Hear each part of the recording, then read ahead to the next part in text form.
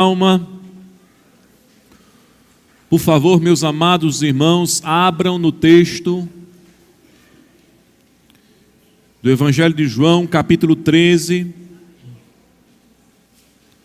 verso 1. Esse mês de julho, nós estamos ministrando dentro de uma série chamada Os Conteúdos do Amor de Deus. Nós estamos refletindo, irmãos, naquilo que nós encontramos no sentimento mais importante, mais rico que nós recebemos, que foi a manifestação do amor de Deus. Mas é de suma importância nós entendermos o amor de Deus para que possamos nos relacionar corretamente para com aquele que nos amou. E o entendimento verdadeiro deste amor está na palavra de Deus. O amor de Deus, irmãos, não é algo que possa ser definido pelo nosso entendimento, pelas nossas próprias necessidades e anseios. O amor de Deus é algo que nos foi dado, mas foi nos dado, definido, revelado em sua palavra a cada um de nós. Hoje, nós veremos mais um elemento, irmãos, que nós encontramos no amor de Deus. Por isso que eu quero, com base nesse versículo que nós vamos ler, afirmar que no amor de Deus encontramos a verdadeira segurança. Domingo passado, nós vimos que no amor de Deus nós encontramos a misericórdia, a graça e a paz, que representa o perdão, que representa a justificação que nós temos por meio de Cristo Jesus. E hoje nós veremos que neste amor, revelado a nós, por aquilo que a Bíblia nos ensina, nós encontramos a verdadeira segurança. Todos acharam o texto de João 13, verso 1? Amém?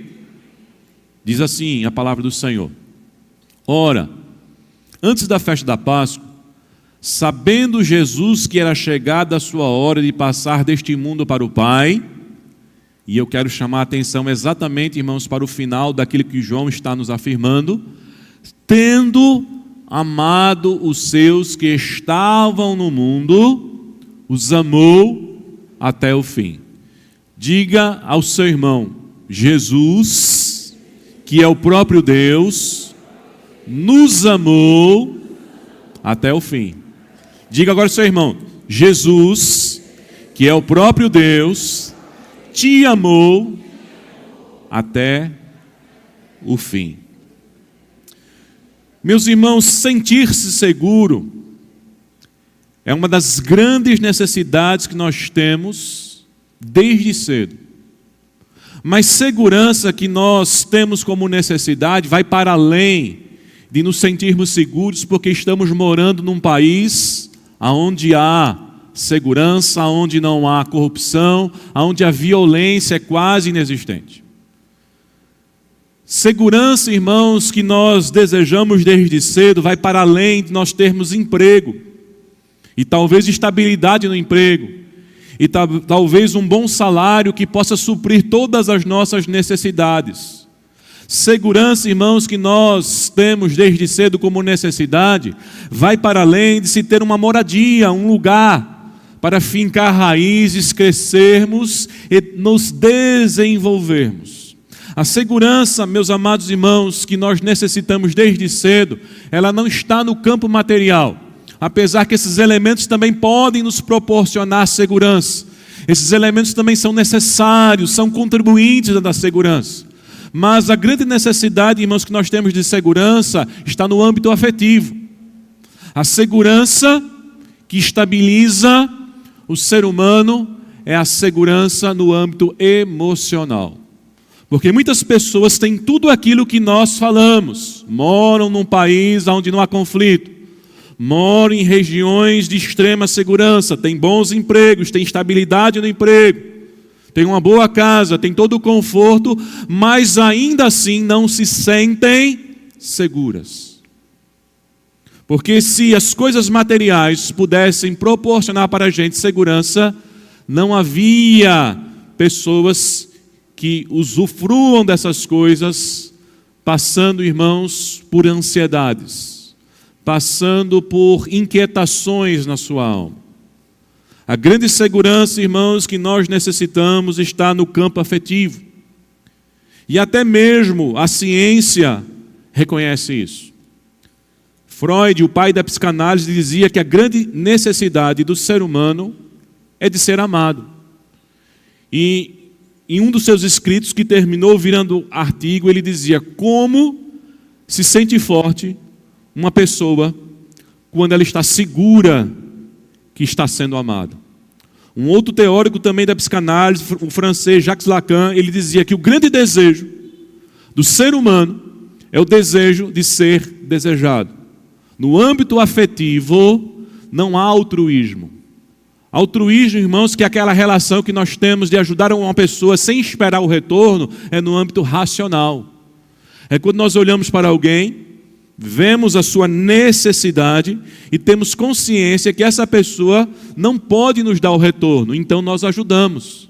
Mas no âmbito afetivo, todos nós estamos querendo ser amados, acolhidos, desejados. Todos nós precisamos disso, porque isso é um dos elementos, irmãos, de estruturação da nossa personalidade que nos torna seres saudáveis.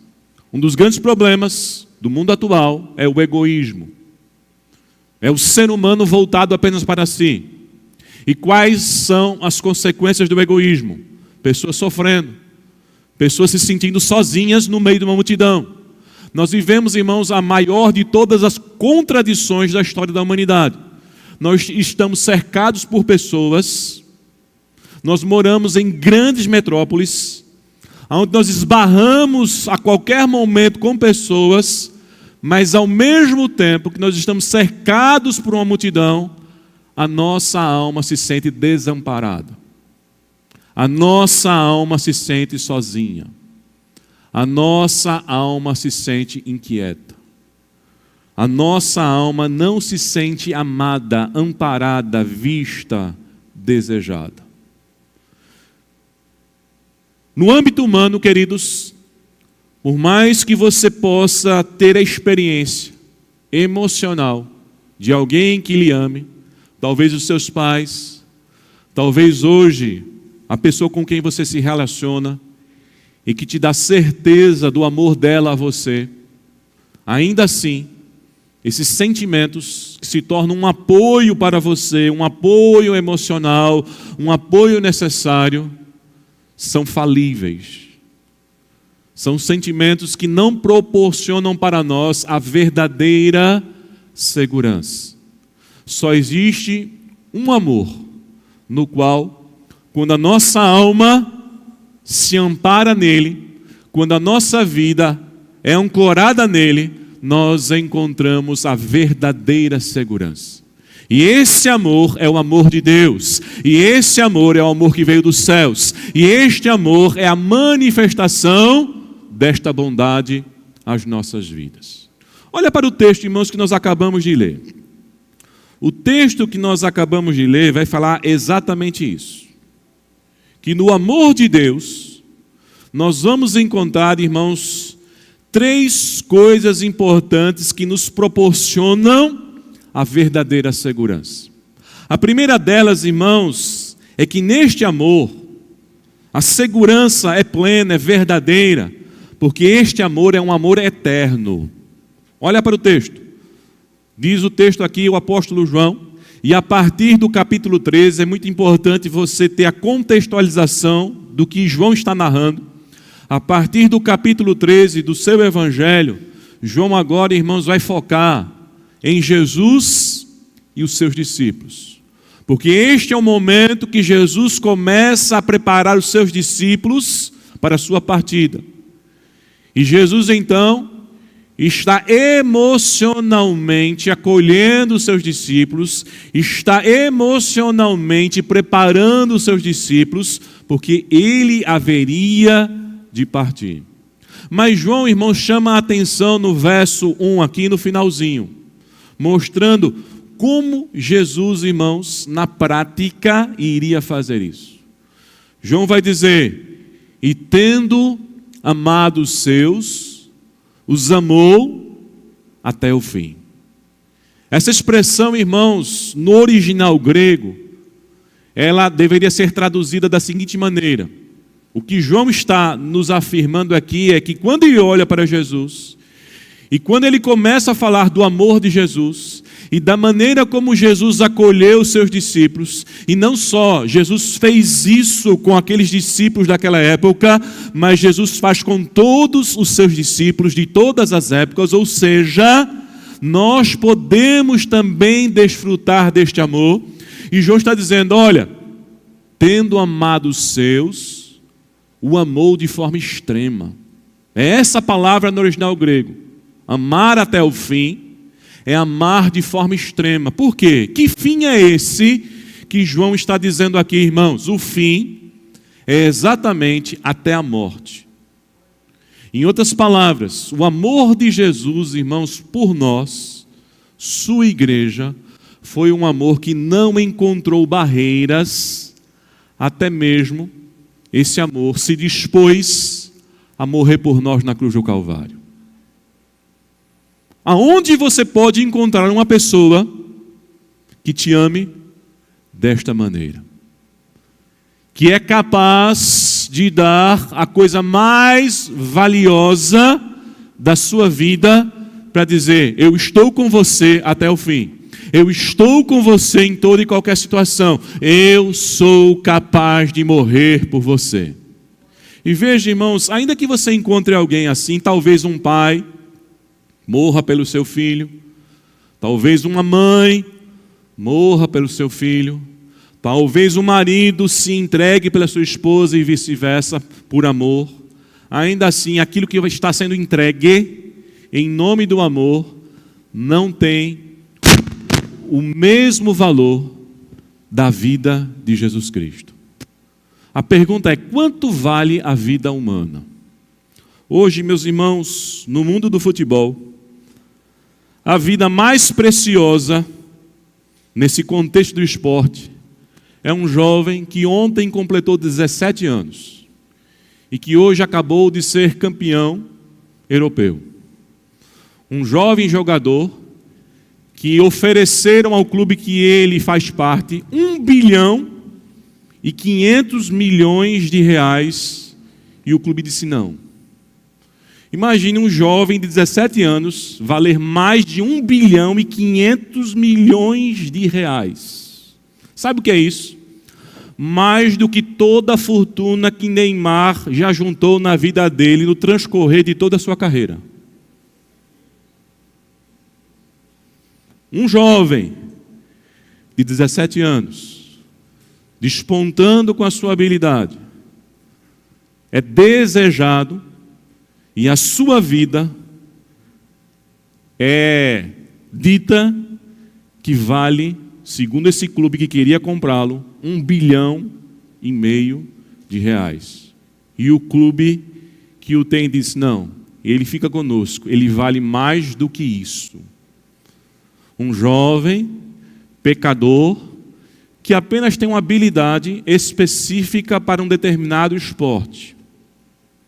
Aí a pergunta é: quanto vale a vida de um homem perfeito, que nunca transgrediu, que sempre foi obediente ao Pai, que nunca pecou, e que aqui ele vai encerrar o momento em que ele está consolando os seus discípulos na sua oração, que ficou conhecida como oração sacerdotal, e na sua oração Jesus diz: Pai, glorifica o meu nome, assim como eu glorifiquei o teu nome, com a mesma glória que eu tive antes da fundação do mundo. Jesus está terminando a sua missão, irmãos, como pastor daquelas ovelhas, na consciência que todos os seus atos humanos, toda a sua vida foi irrepreensível diante de Deus. Se aos olhos humanos, irmãos, nós podemos olhar para um jovem de 17 anos E para quem gosta de futebol, aplaudir e dizer: esse jovem vale essa fortuna, quanto valia aos olhos de Deus o seu filho amado? Quanto valia Jesus Cristo? E a Bíblia diz, irmãos, que Jesus provou o seu amor eterno por nós, porque Ele nos ama até o fim. O amor de Jesus é um amor extremo. O amor de Jesus é um amor sacrificial. O amor de Jesus é um amor que não é aquele que começa e de repente acaba. E veja, irmãos, no âmbito humano, quantas pessoas desejam um outro, se apaixonam por alguém, mas com o transcorrer, com a vivência, com o dia a dia, se desilude e diz: eu não amo mais fulano. Nós podemos fazer isso não só com pessoas, nós podemos fazer com qualquer coisa aonde primeiramente nós colocamos o nosso coração. Nós podemos fazer isso com o trabalho. Eu amava tanto esse trabalho, eu tinha tanta dedicação, mas hoje eu não vejo mais sentido nesse trabalho. Eu amava tanto essa igreja, tanto esses irmãos, mas hoje eu não me vejo mais nesse contexto. Quantas vezes, irmãos, nós olhamos assim, as pessoas estão aqui, o pastor não sabe há quanto tempo esse irmão ou essa irmã vai permanecer na igreja. Porque pode chegar um dia que o irmão ou a irmã vai dizer: pastor, estou indo embora. Obrigado por tudo. Tenho um carinho muito grande para esta igreja, mas estou indo congregar em outra igreja. Qual é a certeza que nós temos, irmãos, no âmbito humano, de relacionamentos que vão durar para sempre? Quantas mulheres foram surpreendidas pelo seu marido que chegam para elas e dizem: eu não lhe amo mais? Quantos maridos foram surpreendidos pelas suas esposas que chegam diante deles e dizem: eu não te amo mais? O nosso casamento não tem mais nada a ver. Mas quando nós olhamos para Jesus, o que Ele está fazendo todos os dias por nós? Nos amando até o fim. É este amor, irmãos, que nos dá certeza que nunca vai acabar em nossa vida. É este amor comprovado na cruz do Calvário que nos dá certeza que é eterno. Quando o profeta Jeremias, irmãos, vai consolar a nação de Judá, falando da parte de Deus e do amor de Deus, Jeremias 31, verso 3, a palavra que o profeta traz da parte de Deus ao povo de Deus é essa: com amor eterno. Não é com um amor que daqui a pouco vai acabar. Não é com um amor promocional, aproveite a promoção que vai terminar. A Bíblia diz que é com amor eterno, eu te amei. O amor de Deus, irmãos, é constante, é eterno, é até o fim. E se existe uma coisa, irmãos, que proporciona segurança para o nosso coração, é quando nós temos uma certeza que ela não vai acabar, que ela não vai terminar. Sabe o que mais angustia o ser humano na sua caminhada? É ver que a cada dia ele caminha para o final da sua própria existência. Ou não é? A gente vai chegando em certa fase da vida que a gente vai olhando para frente e parece que a caminhada está ficando curta, parece que a gente está chegando no fim da trilha, parece que a gente olha mais para o retrovisor do que para o para-brisa, parece que a gente está com mais recordação do passado do que perspectiva do que tem pela frente, e vai batendo aquela angústia no coração, vai batendo aquela insegurança no coração.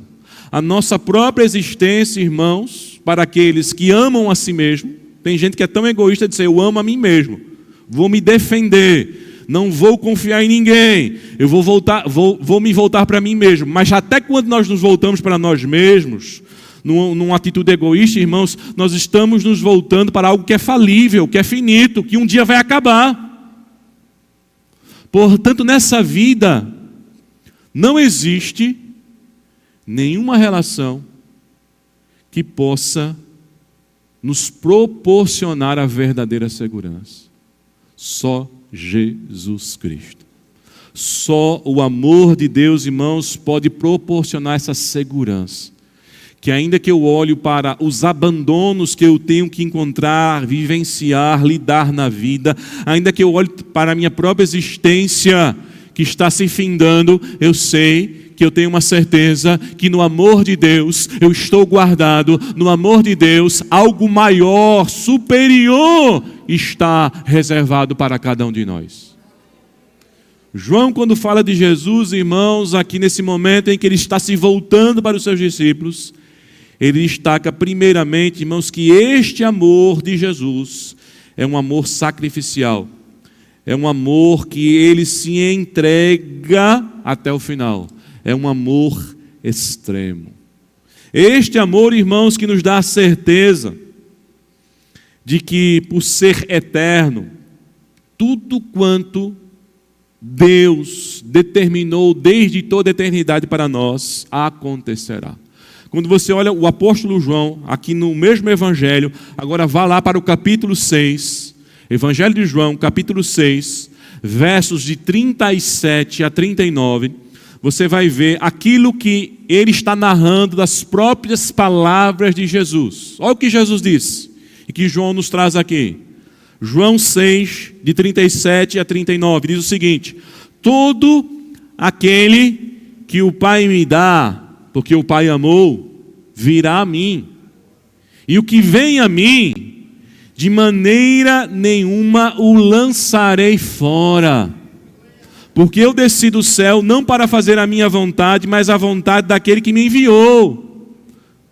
E a vontade do Pai que me enviou é esta: que nenhum de todos aqueles que Ele deu se perca, mas que eu o ressuscite no último dia. Jesus está afirmando: aqueles a quem Deus amou, estes serão dele. Não importa onde estão, não importa a condição que se encontram, porque Deus colocou o seu coração, esses virão a Cristo, esses vão se arrepender, esses vão ouvir o Evangelho, esses serão transformados, esses serão guardados, esses serão ressuscitados, esses estarão na glória com o Pai. Só o amor de Deus, irmãos, traz essa garantia.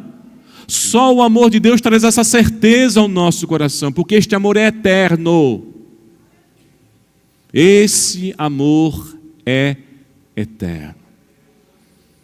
Falamos domingo passado, irmãos, que não há nada em nós que possa surpreender a Deus, tanto no sentido positivo como no sentido negativo, porque Deus sabe perfeitamente quem Ele amou. Nos seus relacionamentos, talvez você se surpreenda com a pessoa que você escolheu para estar ao seu lado. E às vezes existem surpresas que frustram, decepcionam e terminam minando o sentimento. Terminam desencantando a pessoa. Mas Deus sabe perfeitamente quem Ele escolheu desde toda a eternidade. Deus me conhece, Deus te conhece, Deus sabe tudo o que se passa na nossa vida. Este amor é a certeza que nós temos. Veja, irmãos, quando nós vamos para Romanos capítulo 8, o apóstolo Paulo tem uma certeza plena no amor de Deus. Certeza essa que dava a segurança no coração do apóstolo. Paulo vai dizer em Romanos 8, a partir do verso 38, ele vai dizer: porque eu estou bem certo de que nem a morte, nem a vida, nem os anjos, nem os principados, nem as coisas do presente, nem do porvir, nem os poderes, nem a altura, nem profundidade, nem qualquer outra criatura poderá separar-nos do quê? Do amor de Deus que está onde? Em Jesus Cristo. Paulo diz: é o amor de Deus que me constrange. É o amor de Deus que nos leva, irmãos, a nos lançarmos à sua vontade e sermos guiados por Ele para onde Ele quer nos direcionar. Ainda que seja desconfortável e perigoso os caminhos que Deus nos conduz, nós sabemos que estamos seguros por causa do seu amor. Porque Ele foi capaz de nos amar e nos amar intensamente e de nos amar até o fim. Mas a segunda coisa, irmãos, que faz com que no amor de Deus nós encontremos a verdadeira segurança, é porque este amor não só é eterno, nunca vai acabar, nunca vai se findar, nós temos a certeza da sua continuidade, mas também esse amor é incondicional. E é interessante, irmãos, nós entendermos esse aspecto incondicional do ágape de Deus. Ele é incondicional, irmãos, conforme nós vimos domingo passado, porque Ele é a manifestação da misericórdia, daquilo que eu deveria receber, mas não recebo, da graça, daquilo que eu não deveria receber, mas recebo, e da paz. E a paz é o fim do conflito entre nós e o próprio Deus. A manifestação desse amor, irmão, se torna incondicional por causa desses elementos. E aí a gente tem que entender duas coisas. Primeiro, não há nada que possamos fazer de bom que aumente o amor de Deus por nós. Tem gente que acha que ele pode aumentar o amor de Deus por ele. E é por isso que muitas vezes conceitos, letras de músicas são enganosas, como se a gente pudesse fazer alguma coisa para que Deus se agradasse de nós, no sentido de nos vermos mais especiais.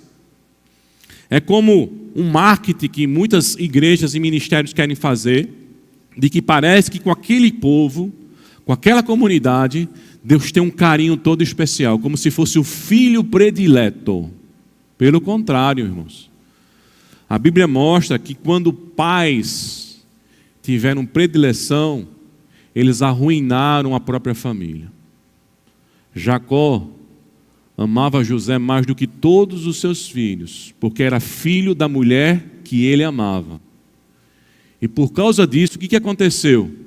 Ele colocou o próprio filho, que ele mais amava, em risco. Porque ele gerou ciúmes nos outros irmãos.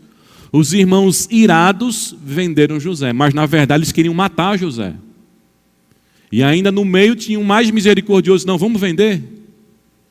Vamos colocar aqui nessa cisterna e vamos vender.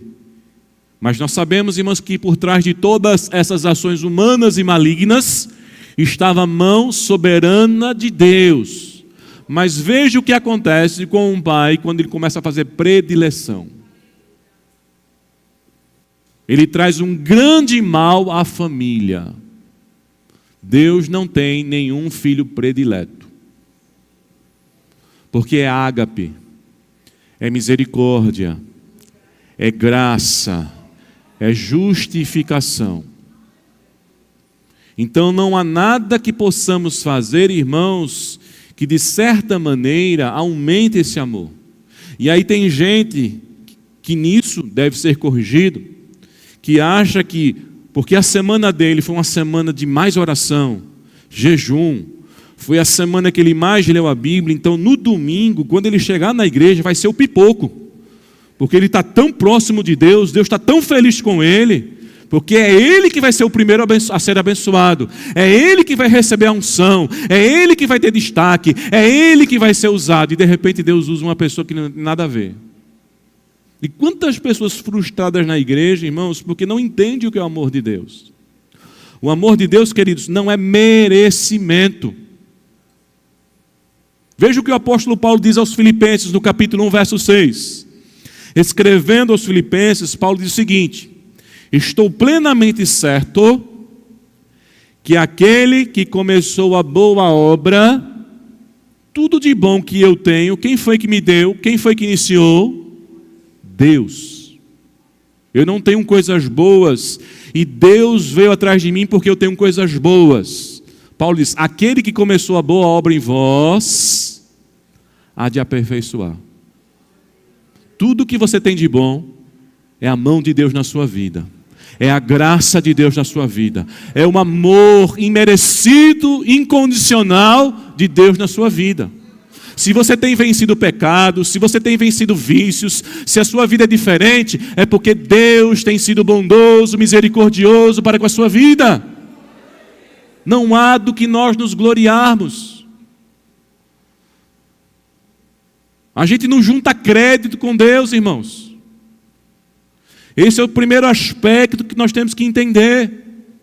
Judas, quando fala sobre essa verdade, ele vai dizer, no verso 24, o seguinte: aquele que é poderoso para vos impedir de cair. Quem é que nos sustenta? É a nossa força? É a nossa piedade? É a nossa justiça? É a nossa moralidade? Não, é Deus. Judas diz: aquele que é poderoso para vos impedir de cair e para vos apresentar sem máculas com grande júbilo perante a sua glória. É Deus, é o Senhor que está fazendo a sua obra.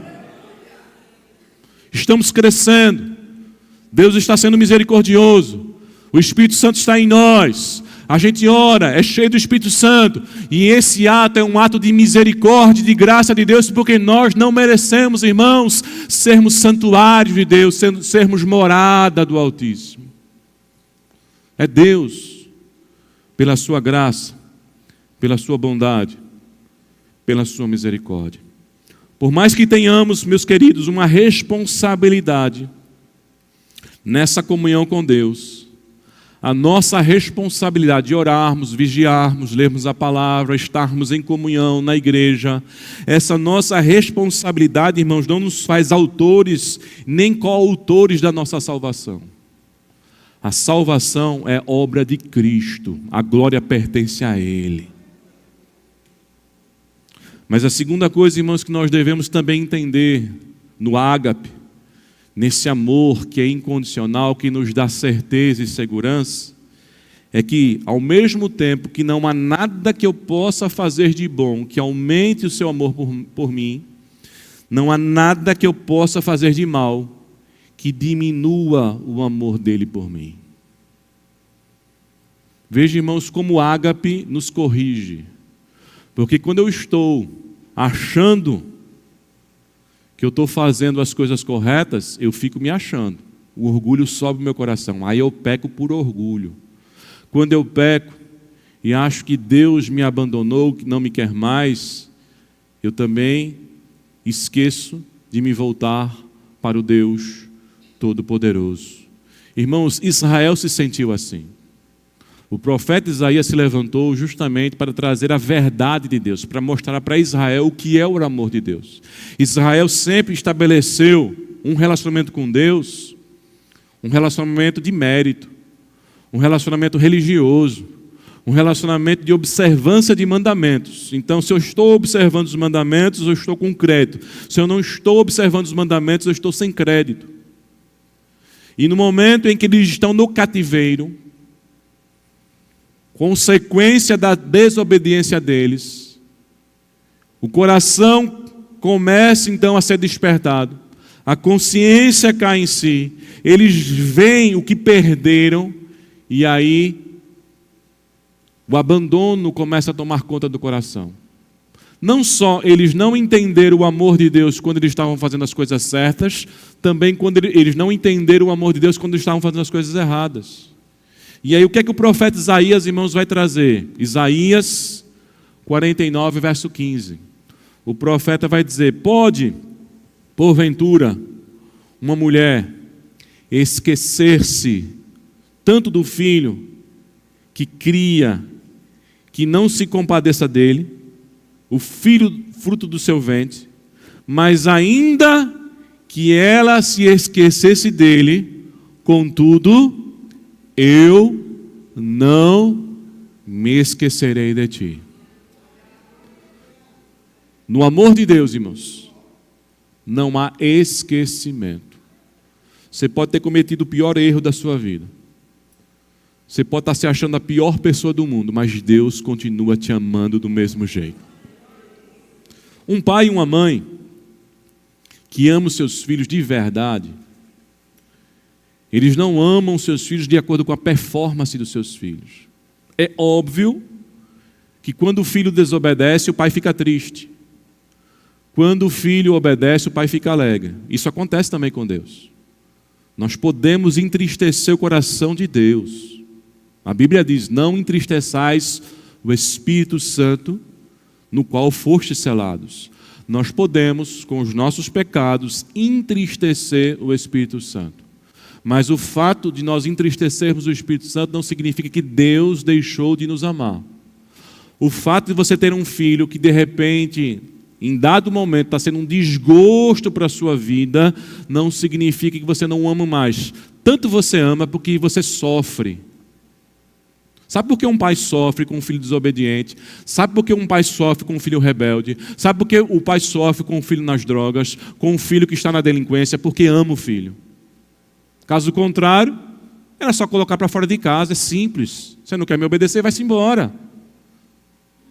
Mas um pai que tenta resolver a situação pelo âmbito mais prático, objetivo, ele entra em conflito. É o meu filho. Eu amo. As pessoas o odeiam. Ele tem sido um grande mal, mas eu amo meu filho. É assim que Deus faz conosco, irmãos. Caídos na lama, sujos, mas Deus continua nos amando. Porque o amor de Deus é um amor incondicional. Não há nada que você faça que aumente o amor de Deus por você, e não há nada que você deixe de fazer, no sentido de agradá-lo, que diminua o amor dele por você. Mas em terceiro e último lugar, irmãos, o amor de Deus nos dá a verdadeira segurança, porque nesse amor não só encontramos aquilo que é eterno, não só encontramos aquilo que é incondicional, que nós não merecemos, mas neste amor nós encontramos uma das virtudes mais importantes para a nossa segurança. Esse amor é longânimo. Sabe o que significa longanimidade? Longanimidade é um dos frutos do Espírito. Mas você sabe o que significa longanimidade? Você sabe o que significa ser longânimo? Muitas pessoas vão dizer ser paciente, mas não é só ser paciente. A longanimidade, irmãos, é uma paciência que se tem com alguém que está te ofendendo. A pessoa está te ofendendo, a pessoa está te magoando, a pessoa está despertando a sua ira, e você está se controlando, você está tendo uma paciência para que essa pessoa tenha consciência e deixe de fazer com você o que é mal para você. Isso é longanimidade. No amor de Deus, nós encontramos, sabe o quê? Longanimidade.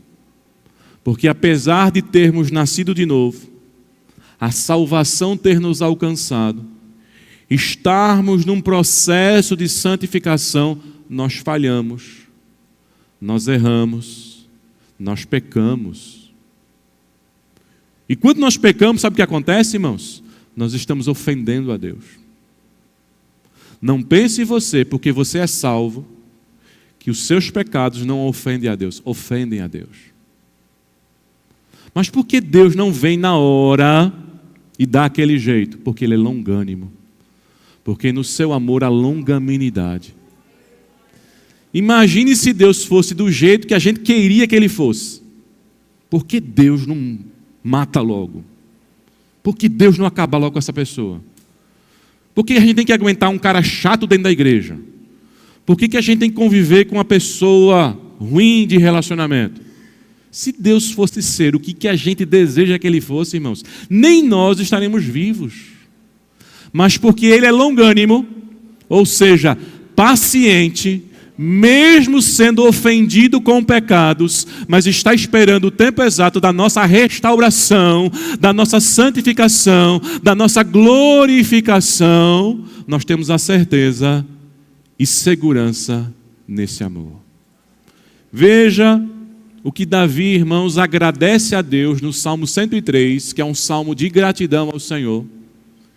E ele está conversando consigo mesmo. Davi está num intradiálogo, falando para a sua própria alma coisas que essa alma jamais deveria se esquecer de agradecer.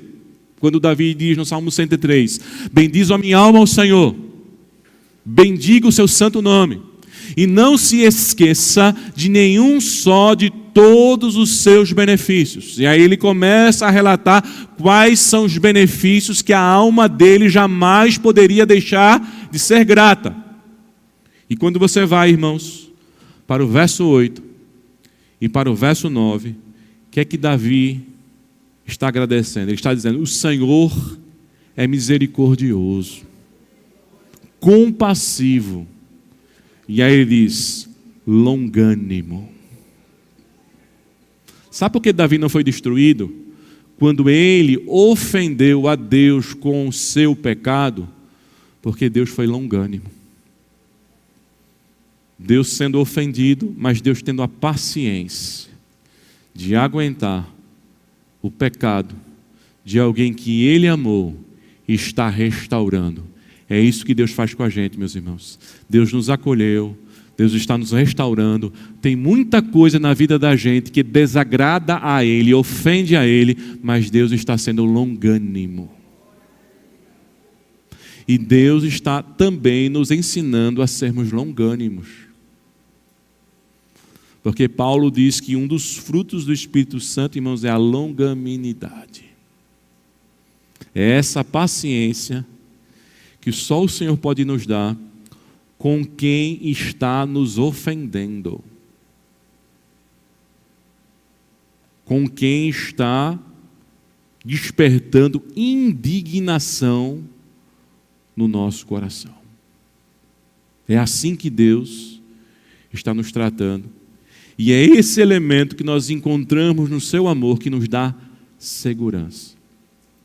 Porque, meus irmãos, se Deus não fosse longânimo, com os nossos tropeços, com as nossas falhas, com a certeza que nós teríamos que iríamos chegar até o final. A qualquer momento, na nossa caminhada, o supremo juiz poderia se levantar e dizer, eu desisto de você. Não quero mais você na minha vida. Estou suspendendo a minha vontade sobre a sua vida. Não vou ser mais misericordioso com você. Mas porque Deus é longânimo, porque Ele olha para nós, mesmo sendo ofendido, e tem paciência com a obra que Ele começou e há de completar, a fim de que o nome dEle seja glorificado. E veja, irmãos, que a longanimidade tem tudo a ver com o amor. O que é que o apóstolo Paulo, irmãos, quando está definindo as características do amor, diz em 1 Coríntios capítulo 13? Ele vai dizer que uma das características do amor, no verso 5, é o seguinte: o amor não se conduz inconvenientemente, não procura os seus interesses, não se exaspera. E aí ele usa uma expressão que tem a ver com longanimidade. Ele está dizendo, o amor não se ressente do mal. Quando é que a gente fica ressentido, irmãos? Quando alguém está nos machucando. Quando alguém está nos machucando, quando alguém está nos provocando, quando alguém está nos desafiando, quando alguém está provocando indignações no nosso coração, a gente fica ressentido. Poxa, olha o que fulano fez comigo. Olha que falta de consideração. Olha como ele me tratou. Olha como ele disse que ia me obedecer e não obedece. Quantas pessoas, irmãos, dentro da igreja, com o coração magoado, cheio de ressentimento, viram pessoas melindrosas que você tem que andar com ela, tratar ela como se fosse de vidro.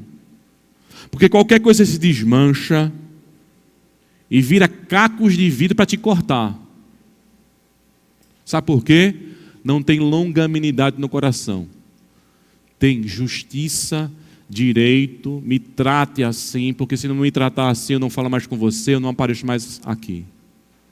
E aí esquece que a maneira como nós estamos tratando o nosso semelhante é totalmente diferente da maneira como Deus está nos tratando. Deus nos trata com longanimidade. com paciência. Todas as vezes que você encontrar uma pessoa que está te irritando, lembre-se que você faz a mesma coisa com Deus. Todas as vezes que você cruzar com uma pessoa que desperta a raiva, lembre-se que você faz a mesma coisa com Deus. E como é que Deus te trata? Coloca o dedo na tua cara, pega a lista de pecado que você já cometeu na sua vida e vamos ler o pecado, dia tal. É assim que Deus faz, irmãos? Quando nós pecamos e vamos até o Senhor, dizendo, Senhor, perdoa o meu pecado. Aí Deus abre lá o checklist deles, rapaz, mais um. É isso que Deus faz com a gente, irmãos? Mas a gente não faz isso com as pessoas? A gente faz isso com as pessoas. Qual a segurança a pessoa pode ter nos nossos relacionamentos, irmãos, se nós tratamos as pessoas a partir da nossa própria justiça, a partir da nossa própria ira? Quem é que quer estar perto de você se você é uma bomba relógio, que a qualquer momento vai estourar? E vai dizer, entre aspas, certas verdades para as pessoas. Quem é que quer ficar perto de você? Talvez você não perceba que você está ficando cada vez mais sozinho ou sozinha, exatamente pelo seu jeito de ser. E você não sabe porque as pessoas estão te abandonando. E você não sabe porque as pessoas não olham mais para você. E você não sabe porque as pessoas não ligam mais para você. É você mesmo que talvez está afastando as pessoas. Por falta de quê? Longanimidade. Mas no amor de Deus, nós encontramos longanimidade. E Paulo diz que o ágape não se ressente do mal. Por isso que, voltando para o Salmo 103, agora o verso 10, Davi está agradecendo a Deus, porque ele diz, não nos tratou segundo os nossos pecados, nem nos recompensou segundo as nossas iniquidades. Deus foi misericordioso, Deus foi compassivo, Deus foi longânimo. E Davi diz, assaz benigno. Assaz é altamente bom, infinitamente bom, incomparavelmente bom. Sabe o que Deus é? Deus é bom. Deus é maravilhoso. Paulo, irmão, o apóstolo Pedro, melhor dizendo, corrigindo um conceito errado que havia dentro da igreja na sua segunda epístola. Nós falamos um pouco sobre isso domingo passado. Mas Pedro enfrentava um problema, porque dentro da igreja, e a expectativa que eles tinham que Jesus voltaria naqueles dias, e muitos começaram a dizer, volta nada, está demorando demais, isso é conversa desses apóstolos. Essa mensagem de você achar que Jesus está às portas, isso não é verdade. E começou então uma confusão dentro da igreja. E sabe como é que Pedro, irmãos, corrige essa distorção? Abra em 2 Pedro capítulo 3, verso 9. Pedro vai dizer, o Senhor não atrasa em cumprir a sua promessa. E essa promessa que Pedro está dizendo aí é a sua segunda vinda. Deus não atrasa, como alguns julgam. Pelo contrário, aquilo que parece ser demorado é a impaciência das pessoas. Aquilo que parece ser demorado é o não entendimento desse atributo do amor de Deus. Pedro vai dizer,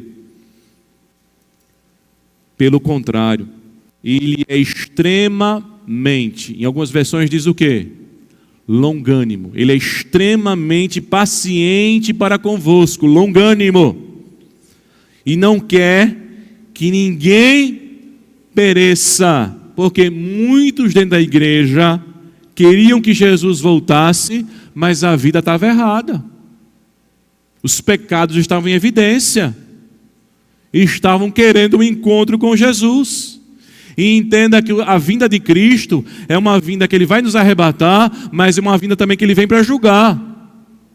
E para não julgar aqueles que estavam errados, o que é que Deus estava fazendo? Sendo longânimo. Ele está dizendo, sabe por que Jesus não veio? Não é porque ele está atrasado e ele perdeu a hora, não. É porque ele está aguardando a nossa restauração. Ele está trabalhando em nós. Nós ainda estamos ofendendo a Ele com os nossos pecados. E Ele está sendo longânimo para conosco. Ele está sendo misericordioso para conosco. Ou seja, Deus quer nos salvar.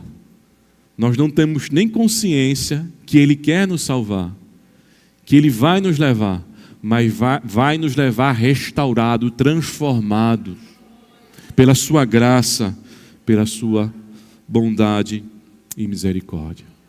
Meus irmãos, o amor de Deus é a nossa verdadeira segurança, porque Ele é a única certeza diante das incertezas da vida. É a única coisa que jamais perderemos diante de tantas perdas na nossa caminhada. É a única coisa que jamais passará diante da fugacidade da nossa própria existência.